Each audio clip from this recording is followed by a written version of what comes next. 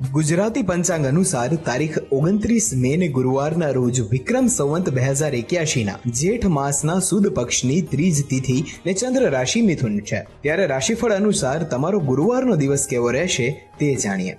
મેષ રાશિના જાતકોના નવા વ્યાવસાયિક સંપર્કો બનશે। વૃષભ રાશિના જાતકોના પતિ પત્ની વચ્ચે મીઠી નોકઝોક રહેશે। મિથુન રાશિના જાતકો માટે આજે યોજનાઓને અમલમાં મૂકવાનો અનુકૂળ સમય છે।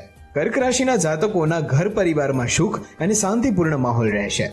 સિંહ રાશિના જાતકો માટે આજે ગ્રહોની સ્થિતિ અનુકૂળ છે।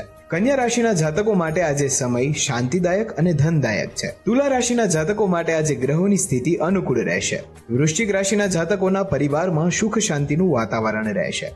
ધન રાશિના જાતકોનું સંપૂર્ણ ધ્યાન આર્થિક સ્થિતિને વ્યવસ્થિત કરવામાં રહેશે।